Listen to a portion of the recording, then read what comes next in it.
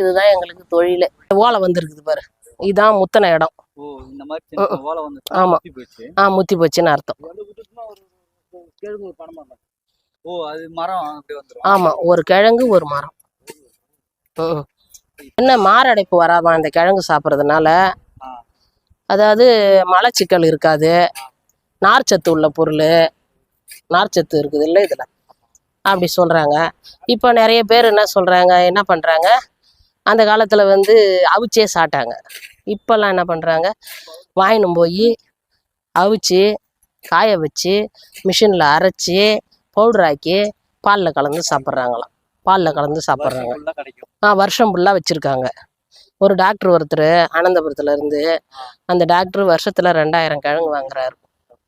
வாங்கி அமெரிக்காவுக்கு பவுடராக்கி கொடுத்து அனுப்புகிறாருங்க. அவங்க பொண்ணு அமெரிக்காவில் டாக்டராக இருக்காங்களாம்.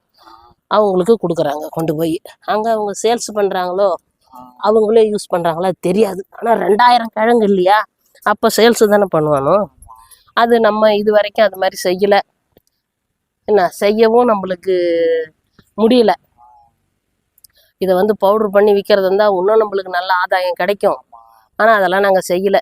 மக்கள் வாங்கின்னு போய், இல்லாத மக்கள் ஏழைப்பழ வாங்கின்னு போய் பிழைக்கட்டோன்றதுக்காக நாங்கள் அப்படி அப்படியே எடுத்து கொடுத்துருவோம். நிறைய பேர் பிழைக்கிறாங்க. இதை வாங்கிட்டு போய் அவிச்சு விற்று பிழைக்கிறாங்க, சின்ன சின்ன வியாபாரக்காரெல்லாம். இன்னும் 250 ரூபா, 100 கிழங்கு 250 ரூபாய்க்கு கொடுக்குறோம். இதை வெட்டணும், இப்போ அந்த கொட்டையை வெட்டணும். போடுங்க, இப்படி போடு, இப்படி போடு.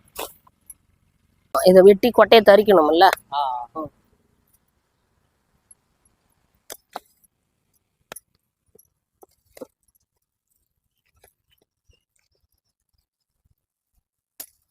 மூஞ்சி கூட நல்லா இருக்காது, காலையிலேருந்து மண்ணில் வேலை செய்துன்னு வரும்.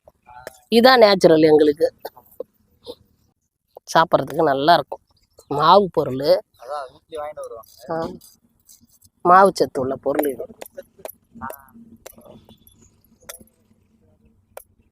மாரடைப்பே வராதுன்றாங்களே இப்போதான் டாக்டருங்க.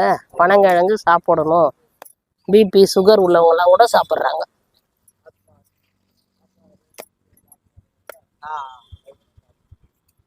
சாப்பிட்லான்றாங்க. இது நேச்சுரல் பொருள், இது ஒரு மருந்து இல்லை, எதுவுமே கலக்கலை.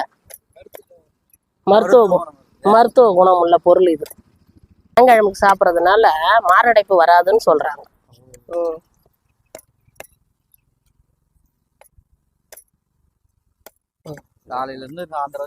ஆமாம், இந்த